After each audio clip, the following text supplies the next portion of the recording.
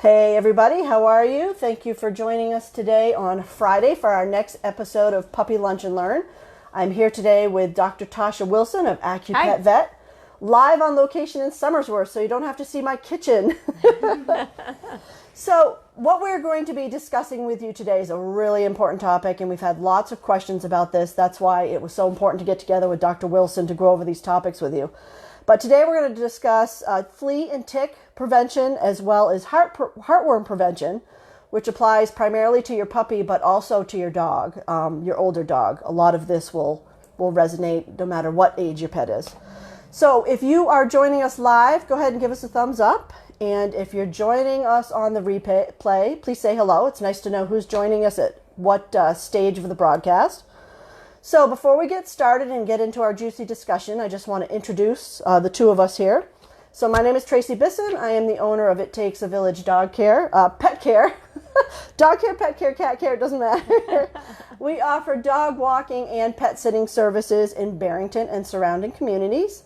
And I'm here with Dr. Tasha Wilson, again, who is a veterinarian, a certified pet acupuncturist, and rehab therapist, who offers alternative therapies for pain management and is the owner of this beautiful office space here at Acupetvet Clinic in Somersworth.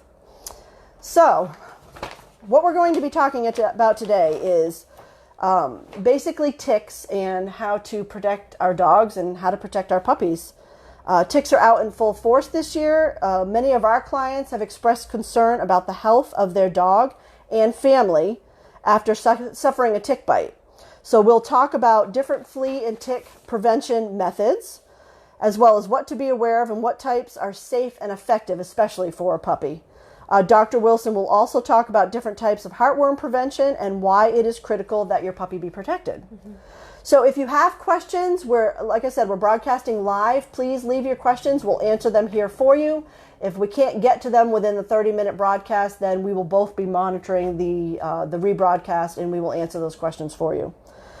So let's get started because we have a lot of things to go over here, and I really appreciate your time. So one of the things I notice with pet owners is they're confusing black fly and tick bites because they look very similar. Yeah. So can you talk about how you can tell the difference? Yeah, so a lot of times when a dog actually gets bitten by a tick, you don't actually see anything. Usually it's underneath the fur. Of course, in those areas where it's more naked, there might be a little red spot. It is hard to tell a difference sometimes, but a lot of times the black fly bites is actually a circle around it, and sometimes it get a little crusty. So those are typical things that you can look for. You don't typically see a bullseye sign like you see with people. So a lot of people look for that bullseye sign, and they see the circle around a dot, and they think it's potentially Lyme disease in their dog, but it actually is a black fly bite because that's what that typically looks like. Well, and we've seen too, especially on puppies' exposed belly area, there'll be all kinds of bites and there'll be little tiny rashes. And our customers at first were like, is that a tick bite? I'm not sure, because everybody's just so concerned about tick bites and their dogs and their safety. So we did a little bit of research as well, and that's why we reached out to you, is to just really let people know what the difference is. Absolutely. And it's hard because a lot of things can look similar. So some dogs can actually get a rash too. There's all kinds of just red spots. So it's really important, if you see little red spots, you can think it might be a bite, but keep an eye on it. If your pet is licking it aggressively, seems sore, if you notice it's not going away after 24, 48 hours or getting worse, you definitely want to see your veterinarian. So even if your dog has had the Lyme vaccine and you're noticing the bullseye, that's still, you should be calling your vet. You can be, yep. The bullseye, most of the time dogs actually don't have the bullseye with, like we see in people. In fact, I don't think I've ever seen a bullseye on a dog before, suggesting Lyme disece. Oh, I had no idea. Okay. Yep. So it's a great question. If you, like I said, if something persists, it's good to see your vet. But a lot of time you don't see that bullseye on a dog. So if your dog's getting bit by ticks, the main thing I always tell my patients is keep an eye out for signs for Lyme disease. If you're concerned, you can get tested, but it takes about 6 to 8 weeks to show up positive. Oh, wow. Okay. Yeah. Well, and another question I have for you that some clients have asked us is, do you find value as a veterinarian in a dog walker, if we find the tick embedded on the dog, actually saving it in case the dog were to develop That's a great question. We don't, as veterinarians, evaluate that ticks. We can always send it out to lab. But thankfully, where we actually live near UNH, and they do insect identification. So if you do have a concern, especially for yourself, because if your dog is picking up ticks, you're going to be picking it up too. You can always call UNH lab, and they'll identify it for you. Okay. Oh, that's very handy. Okay. Yeah. And we actually do have our first question. Thank you, Anthony, for joining us today. So Anthony asks, is there a preference of either the liquid flea tick treatment or flea tick collar? What are the pros, cons of one over the other? And that actually is a great segue into our next question about that. Yeah. So do you want to talk about some of the different varieties and what's better, liquid versus oral versus a collar? Absolutely. So that's a great question because we have a variety of different ones. There's Brevecto, which is oral, a NexGard. I don't know if you guys are familiar with NexGard, but it looks like this box looks like this. And NexGard's once a month. Brevecto's is once every 3 months. There is some topical, which a lot of people are familiar with, the Avantix or the Frontline. And then, of course, there's the Surest collar. To be honest, all of them work really, really well. It really depends on the preference of the owner. So some people prefer if there's cats around the house. There are some topicals. It's important not to let a cat near a dog after for about 24 hours after applying. So sometimes the oral is better in that regard. Okay. Sometimes also if there's young children around, and you're worried about the children touching the dog after applying it. So that's when the oral comes in handy. I use a Suresto on my dogs. I like Suresto because it's so easy to forget sometimes to give them their flea and tick meds every month or every 3 months. The Suresto collar lasts 8 months. Okay. If your dog is swimming a lot, it actually decreases the efficacy to 5 months. So that's something for you to be aware of. But it works really, really, really well. I'm not a big fan overall of flea and tick collars, but Suresto's made so well that the ingredients are embedded within the collar. And it's the heat and friction of the collar and the skin together actually cause those ingredients to get released. And so when you touch that collar, you're not getting anything on your hands. Whereas a lot of the other flea collars you can get over the counter, it doesn't work well. And also you have to be concerned about what gets on your hands because actually it debrides on your hands.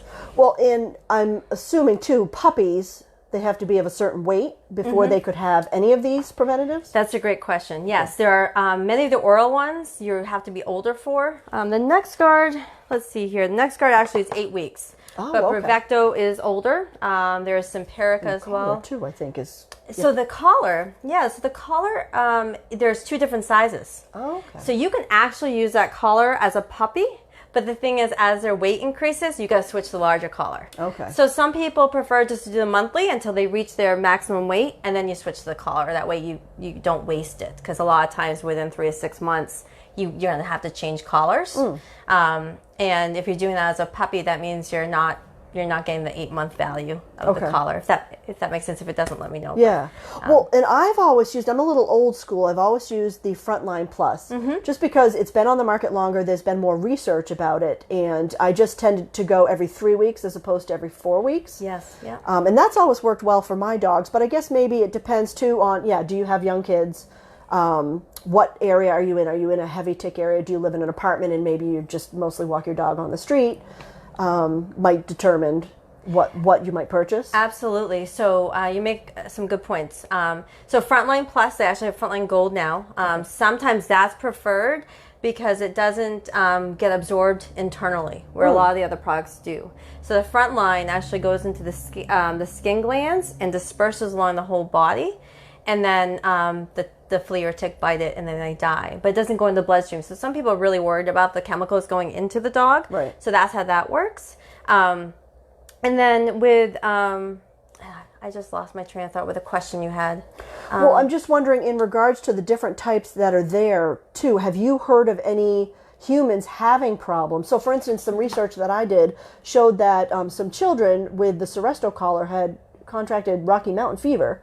And I don't know if it was because they touched it and then touched their face, or I'm not. you heard anything like that? I'm not familiar with that. Yep. Okay. As you know, with all these products that we're mentioning today, there is a lot of safety issues that are looked into by the FDA, and a lot of these products are very safe. With children, you do have to be more cautious because they want to touch things, so you do have to be careful. But I'm not sure how they would have contracted that with the collar. Back up and show absolutely. Let me know, and then we can always update you guys too about that. Okay, great. Let's see if we have any other questions here. Oh, Lauren is joining us, and Doreen. Thanks for joining us, guys. Appreciate it. Okay, so we talked about the different types and what to be aware of. So here's something that so maybe this is actually where the Rocky Spotted Fever comes, is there are knockoffs. Yes. And I've seen a lot of not necessarily veterinarians, maybe vet techs, maybe people who are just educated about it, trying to inform, like in the different Facebook groups and the different articles I read in regards to how you can tell the difference, specifically with Surest, the actual collar and a knockoff collar. And I mean, is there any way to really tell? That is a great question. So you can tell. You have to do a lot of work to figure that out sometimes. Okay. You can always call the company directly and ask them, do you sell your product on this website? Amazon, for example, sells Surest collars. I have looked into Surest collars on Amazon before. There are different packaging. It says Surest on it, but one has maybe a dog and a cat together, and the other one has just a dog. And that got my attention because I thought, why is there multiple packaging with Surest? I haven't seen the dog and cat one before. Right. So I contacted the company. Come to find out, the one with the dog and the cat was not from Bayer, who makes Surest. It was a knockoff. But it looks very similar, and they have the same name, which I'm not really sure how they can do that. Yeah. So you want to be careful. If you get it from a veterinary website, which a lot of veterinary clinics now have online stores that gets mailed directly to your house, or you get it from a veterinary clinic, you are getting the right product. Okay. There are other products over the counter too that say like Frontline Plus, same ingredients of Frontline Plus, but it's not 100% like Frontline Plus. And you can actually, you can try it on your dog, but it doesn't work as well. So you have to be careful of those too. Well, and that's so scary too. And I know, do you have an online store? Yes, I do. You sell these products in your store as well? Yes, I do. Okay. Yep. So I think that's definitely the best way to go. I mean, there's just so many things that could go wrong, so why not buy it from the source? And I think even places like Chewy.com are pretty reputable. They are. It does depend, though, because there are some products that the company that makes the product does not sell outside a veterinary clinic. Okay. So it's confusing because there have been times where certain products that aren't only supposed to be in veterinary clinics are found online, and we don't know how they get there. And that's concerning because other countries can make these products and they don't have the same regulations, but then they sell it. Good point. So that can happen. Another thing you can do is when you call the company, you can talk to your vet too and ask them, is there an expiration on this container? And then you can look online, or the one you just bought online. And a lot of times you don't see an expiration when there should be one. Okay. So that's also a sign. Also, another thing to do that I've seen clients do with me is they open up a package and they bring it to the clinic and come to find out it's in a foreign language. So it wasn't that's a dead US. ringer. Yeah. Okay. And they were kind of surprised about that. So it's very tricky. So absolutely, just get it from your veterinarian. We are trying, as veterinarians, we understand the convenience of getting online and ordering it there. Just ask them if they have an online store. A lot of them do. Okay. And would you be willing to, if anybody just is really concerned and does not know, could they stop by your office in Somersworth, show you the packaging, and you'd know? Absolutely. Okay. And don't hesitate to send me an email too. You can go right on my website, which is, we'll talk about that. Yeah, we'll post it. Acupetvet.net. Yeah. We'll post it. And there's an email or a contact form there. And feel free to ask questions. Absolutely. Okay. Excellent. All right, good. So let's see if we have any other questions here. Oh, we've got April joining us. Hi, April. Thanks for joining. If you guys have any questions at all, I mean, this is your chance for us to talk live with Dr. Wilson. We'll answer them here for you. All right, so I think, well, I know you have some handouts over there on the different types of ticks. Yes. Maybe do we want to give a little tick education in regards to the dog tick or the deer tick? And Absolutely. Which one is actually the one that gives dogs and people Lyme disease? Yep, no, that's a great question. Okay. And I wanted to touch base too before I go into this. We had talked about the topical versus the collar. And you had mentioned if there's an animal that is maybe in an area where there might be too much a lot of ticks and which ones to use. Right. Talk to your veterinarian about that, because a lot of the oral products and the topical can be used together, or the collar. Okay. So that will help out with the areas where maybe it's very heavy tick. The other thing is Suresto and Advantix has a repellent too, which is an extra tick protection as well. Okay. And I want to make sure I touch upon that before we stop the talk good. today. Good, thank you. So yes, there are many different types of ticks. The deer tick is the one that's more concerning with Lyme disease. And that's a smaller one, right? It's very small. All of them are quite small. And I don't know how well you can see this on here. Let me just see if you guys can see the different sizes. But they're very, very, very small, depending on their life stage. So the Lone Star tick, which we don't really, it is starting to come up this way. I shouldn't say we don't have to worry about it. There are some ticks coming up this way, so we have to be careful about that. With climate change, yep. And then the black-legged tick is also known as a deer tick. And depending on their size of life stage, they actually can be quite small. The deer tick one can get as small as a poppy seed. Like when they're in the nymph stage, right? Yes. And are they dangerous at the nymph stage too? Yes, They are. Okay. They are. Yeah. And so as they get bigger, definitely it seems to resemble the dog tick. The dog tick has more white markings on it than the deer tick. Yeah, kind of like that U shape right below the head. It's kind of lighter white. than the regular body. Okay. Yep. Okay. Yeah. So and we are, right now is a heavy season for ticks. And I know a lot of people that stop flea and tick medications too in the winter thinking they're not there. Right. I would not do that. Definitely is less infestations that we see. But what happens is when our temperature gets low, the ticks hide underneath the ground. And then if it hits the 34, 40 degree weather, it creeps back out again and grabs our pets. Yeah. And then we have a flea and tick problem, because we're having our animals protected. Yeah, and some of the things that we see too is like in the winter, if people heat with wood, if they had wood piles near their house, the ticks are hanging out there. Yes. They're hanging out under leaf litters. In the permaculture world, we tell people to leave, the leaves and mulch them and feed the ground. But ultimately, that's a great habitat for ticks over the winter. Absolutely. So it's kind of a catch-22. But just some things I wanted to share that our customers have asked us this time of year, what can you do to kind of help in your yard to make it a little bit more tick-friendly other than chemical spraying, which obviously is awful for pets. But so ticks don't like bright sunshine, and they don't like short grass. So if you keep your grass cut short, there's no shade essentially that the ticks can hide in. And if you don't have any leaf or debris or litter around your house, you've eliminated that. There's no habitat for the ticks to hide in. And then we also tell people to really mulch well because they don't like the mulch. And you can essentially create a mulch barrier. So like I have one customer whose dogs are in a fenced-in area. And one of the things she's going to do is actually mulch all along the inside of the fenced-in area.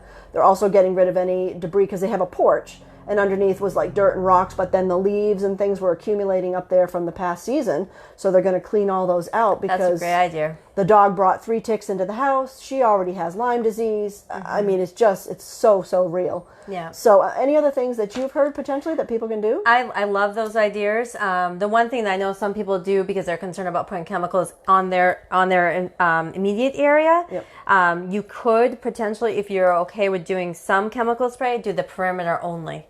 And that helps to stop them from coming in, kind of like the mulch barrier. So essentially maybe where your pets wouldn't go. Exactly. So like if you have a fenced area or an electronic fence, spray outside of that. Outside. Okay, that makes a lot of sense. Yep. Okay.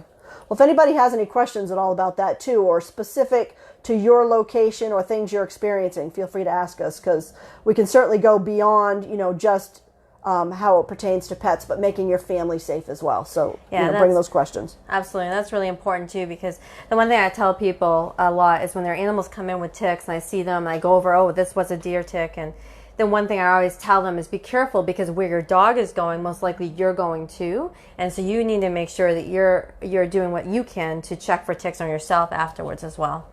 Well, and let's talk a little bit about if you see a tick on your dog, what should you do? And do you advise what kind of tools, like tweezers versus the little cups or anything like that they should carry? Is it a device? You can definitely use tweezers. They do make all these products now where you can actually take off the ticks. it would be best for you not to use your hands, because a lot of times they are in the middle of a blood meal, and you don't want any chance of anything going on with yourself when you pick up that tick. So because it takes a while before they transfer the bacteria into the dog. So during the blood meal, they're actually starting to, at some point, they start throwing that bacteria into your dog, and when you pull out during the blood meal, they're potentially going to have that contaminated blood there. So you want to be careful about that. So I do recommend tweezers. Using one of those tools, I think, is really helpful. Yep. There's a lot online. You hear a lot about it too with people about making sure you get the head out.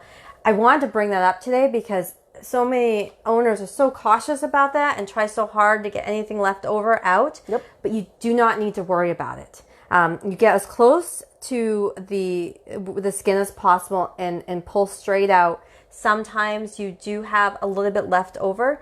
The body will repel that out. It's not going to cause any eggs to be laid in with the dog. It's not going to cause anything like that. But the more you try to get that out, the more irritation you make on that skin. And potentially, I've seen it happen where you try to get so much that you cause irritation. You need to start putting some ointment or something on it. So just let it be. Keep an eye on it, but let it be. And usually your dog's body will just push it out. Well, that's really good advice, because I didn't realize that.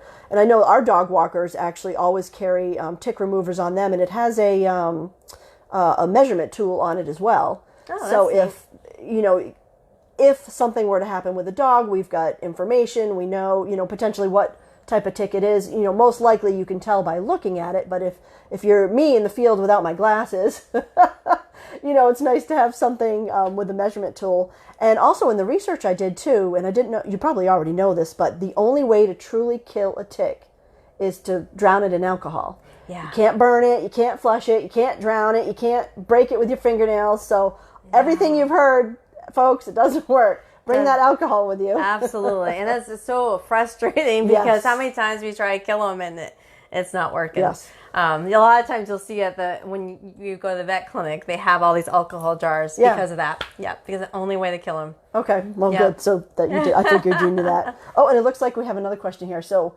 April is joining us from Healthy Pets NH, and she says, do they still say 24 to 48 hours of biting before the bacteria is released? That's a great question. So there's a lot of research that's going into this for humans as well as for our pets. That does seem to be still the time period. And in fact, a lot of the flea and tick products are, when they get approval, their label has to say kill the ticks within 48 hours because of that, because it's so important. What tends to happen is they start doing their blood meal, which is basically the feeding that happens. And the research has showed that they do start sending little bacteria into the dog, maybe a little bit before that, but they can't get truly infected until about 48 hours of the blood meal itself. Okay. So there's still some, concern about that, and there's still a lot of research going on. There are a lot of flea and tick products now that are trying to kill ticks within 6 to 8 hours, just to quickly kill them before any of that happens. Okay. It's a great question. So we should probably talk a little bit about checking yourself and your dog. I mean, obviously every day when you come in from the field, you should thoroughly check yourself or have your partner check. But, what is the proper way for dogs? I mean, you've got dogs with black fur and, thicker, longer fur, shorter fur. I've been told you should look at the gums, you should look at the paws, you should look at the anal area. How can you advise us? Yeah, it's hard, especially when they have a lot of fur. So it's always good to kind of just do a feel through, because a lot of times you'll just using your fingers, maybe your nails too, you'll catch some as you go through. Ears are huge, around the ears, around the mouth, around the eyes. A lot of times our dogs are going right into long grass or bushes, and those ticks are gonna attach right there.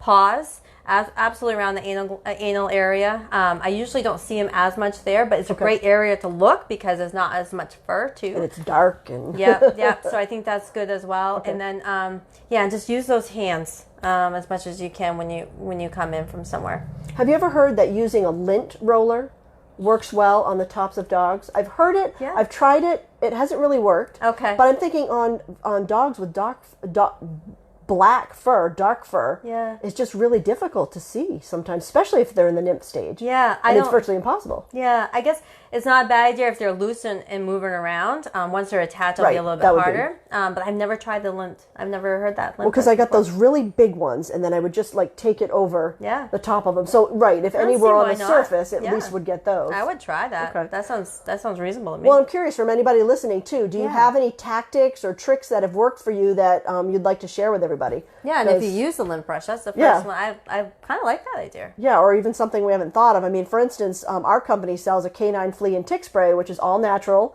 It's made with essential oils. It's manufactured here in New Hampshire, and my husband's a land surveyor, and he uses it too. It can be used on dogs, humans, just not cats.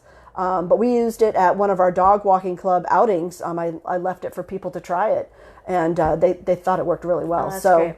Again, there's a lot of different methods out there, so let us know if there's something you're using that we didn't mention.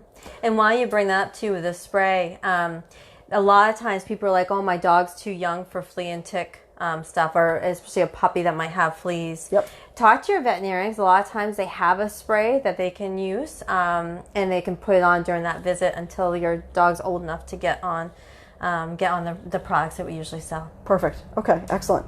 Well, is there anything else you want to mention about tick and flea prevention before we go on to heartworm? I don't think so. I think that the most important thing I want to mention is keep your animals on it no matter what season. We still see fleas and ticks, like I said, in the colder months. Yep. And in fact, I see more flea infestations during those times because we can actually pick up flea eggs in our clothes. Oh, wow. Going outside or going to our neighbor's home. If you have animals, even some small dogs, sometimes they're only indoors. There's still a chance they could get fleas. So you want to definitely keep them on everything, and to protect yourself, especially for the ticks, keep them on year round. Well, I know I just placed an order on your store. If you buy more, you get a discount. I think I got like 1 month free or something. Sometimes, like that. Okay. Sometimes there are rebates that could go on that when you buy a certain amount, you can get something back. Yep. Perfect. So outfit yourself for the entire year. Okay. Yes. That's very good advice. Let's see if we have any other questions here. Okay, April asks, does DE work in what form and how often does it need to be applied? DE, I'm not sure. Not familiar with DE. Yeah, April, tell us what DE is. We're not entirely sure. We'll get that answer to you. Okay, so let's go on to heartworm prevention because, again, this is something that I did not know in regards to, we see puppies anywhere from 8 weeks, all the way up in age. And at what age is it safe for a puppy to be taking heartworm? 6 weeks. Typically. Oh, really? Okay. So usually what I do is when I first see a pet, a dog for just a regular physical, we as veterinarians just start them on that right away. Okay. Yeah. Well, so it depends on the type of product that you're using, but a lot of them can be started after that first puppy visit. So usually you can talk to your veterinarian about this. Usually they have puppy kits and you get a free dose. So there usually is some kind of promotion going on where you can do that. Is that pretty standard with most vets? Yeah. You do that at Acupetvet? I don't. I actually, so with Acupetvet, I focus on just pain management. So I don't do the typical health visits anymore. So I miss seeing those puppies. But we'll get into here what she does as well before we leave today. So, okay. And so let's talk a little bit about why heartworm prevention is so important. What are the risks if you don't start right off? Absolutely. So heartworm disease is something that I think is so important. I have been a veterinarian for 15 years, and I tell people if they, a lot of people don't want to, there are some people out there that don't want to do a whole bunch of stuff, especially at first. On their puppy, and heartworm is the one I say you want to start as soon as possible. It takes one mosquito bite, and basically mosquitoes are infested or infected with this parasite, and when a mosquito bites a dog, it goes into the dog, goes into the bloodstream, and then goes into their heart and starts reproducing. Wow. And all of a sudden, one little parasite turns into a lot of different worms that are in the heart of a dog and causes heart failure. And they reproduce very quickly, and there is a treatment for it. So a lot of times your vet will say, let's do a heartworm test, an annual heartworm test, which is so important because we want to make sure that your dog's okay. is you want to catch it early. And if they do catch it early, there is treatment, but there is potential side effects to that treatment. And it's hard on the dog because during the whole treatment, they do have to rest for a good period of time. You're talking months during the treatment. So just start them on the pill. Monthly pill is usually the one people use. There is a topical as well. And then just keep them on it year round. And then you don't have to worry. And so heartworm too can come from dogs eating other dogs' feces, right? That's a great question. So heartworm is a parasite within the heart. Okay. There are different types of parasites. There's the heartworm parasite, and then there's intestinal parasites. Okay. The intestinal parasites is from the stool. Yep. So that is something that a lot of people think, but heartworm is in the blood. So that's why they do a blood test for the heartworm. And that's primarily mosquitoes. Yeah, they get it. They get it from mosquitoes. Okay, and they're we don't even need to. You need to protect your dogs because they're probably just as many mosquitoes as there are ticks. Yes, more, and that's in just one mosquito. And the main thing too that we have to think about is in the winter we're like, oh well, the mosquitoes aren't out, but they are. And even if you're indoors most of the time, the mosquito. How many times do you see a mosquito in the house? Exactly. It is a fatal disease. So I would just do it. And this one, for example, is Heart Guard. You guys all might be familiar with it. It's been around for years. Right. I mean, gosh, I remember as a kid with my dog, we were using this. And it's chewable. It tastes really good. They use it as a treat. What I do, so I don't forget, because as I mentioned before, I have a tendency to forget. I have everything on my calendar, so I get beat. And then when I'm due for my Heart Guard, a lot of times if I'm doing a topical or an oral flea and tick, I'll actually do it the same day. So the first day of every month, I go ahead and have my dog sit. I apply the front line, for example, let's say, have him sit, and I hold that treat in front of him, and he sits still because he knows he's going to get the treat. Yeah. He doesn't realize the treat is a medication. So it works perfectly. Well, and so that way you don't forget. Let's say you're on vacation, you forgot 2-3 days after the deadline to give it. Is there a risk there? You're okay. You're okay. Yep, it's fine if you're a few days late. Sometimes even a couple weeks late, you're good. A lot of the products, when you give it, it actually will, it'll kill a certain period of, a certain stage of the parasite, so you'll still get it. But if you miss more than a couple weeks, I would call your veterinarian, just let them know what you're using and get their feedback on if it's okay to start giving again. Okay, good. Okay, so April was referring to diatomaceous earth. So let's go back in. So it says, does diatomaceous earth work? In what form and how often does it need to be applied? Yeah, it's not something I would say was reliable to use. Yeah, that's a great question. And it's funny because I was thinking that's what you meant by the DE. Yeah, but it doesn't work as well. So I would stick with the products that have been approved and show the work. The research is there. Okay. Well, amazingly, we are at the end of our 30 minutes. It goes by very fast. So, again, if you guys have any last questions, feel free to put them in. But I also wanted Dr. Wilson to explain to you more about what she does, because she has a long career in veterinary medicine, but she also decided to go a holistic route. So tell us a little bit about what you do here at Acupetvet. Yeah, so I've been a veterinarian for almost 15 years now. And about 3 years ago, I started a business called Acupetvet.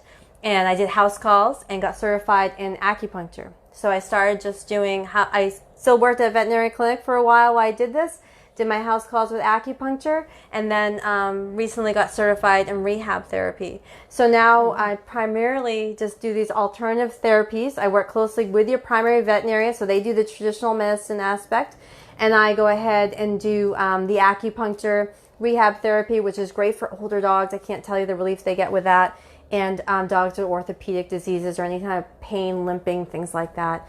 And so I still do the house calls, but I have a clinic now in Somersworth too. Well, you have some great videos on your site that kind of show the whole process of acupuncture. One that I saw recently that I loved, and I don't remember the name of the dog, but it had hip dysplasia. Yes. And so you saw the dog just really struggling to get around, and then you saw the dog 1 month after acupuncture and cold laser therapy treatment. Cold laser therapy. Big difference. And then by winter, the dog was running through the snow with the other dogs. Yeah, it was amazing. And that was actually my first year doing acupuncture. Really? And the dog had a hard time going up the stairs, and it was a puppy. Young puppy. It was I think 6 to 8 months old. Wendy was her name. Oh, I thought it was a senior dog. Yeah, no, young dog. Oh, wow. Young dog. Yeah. I just assumed, having hip dysplasia, that it was a senior dog. Absolutely no, but she became painful right from the beginning, and so they started her on pain meds. But to think about a dog on pain meds for a long time, for the rest of her life. Oh, and the cost to the pet owner, and I can't even imagine. Yeah, so I see her still now every, I would say 4 to 5 months. Wow. Just for treatment, just to keep things going, and she's doing great. I can't even imagine it worked that quickly, though. That was what was amazing to me. Well, and it's a natural. It is. No drugs, no chemicals, no anything. Yeah, I love it. I love it. It was funny because I actually, she was painful when I first started around her hips. I couldn't apply acupuncture needles there, so I did cold laser therapy instead. Okay. And then 2 days later, I came back and I was able to put the needles in that area. That's how well it worked so quickly. Yeah, it's great. Well, we have to get together on another live Facebook interview and just deep dive into that, because I know through the dog walking club and the information you've been sharing there's been lots of questions in regards to all of these natural holistic treatments and just how well do they work, and what's the cost, what's the process. I just think people don't understand it enough to really know if it's a good alternative for them. So let's make sure we do that on another. Yeah, that'd be great. Another interview. Well, thank you very much, everybody, for joining us. I'm just making sure there's no other questions here. Nope. So again, if you have additional questions, please leave them. We will be monitoring permanently, and we will get back and answer any questions that you have. And I put the URL for your website, acupetvet.net, here. Feel free to go there. She's got a great newsletter as well with tips that you can sign up for, and then all those videos that I mentioned that show the process of these different strategies and therapies that she offers. Yeah, so thank you very much for joining me. Thank you guys very much. All right, guys, have a great day. Do you mind hitting it's the finish in the bottom right-hand corner. Bottom right, yep.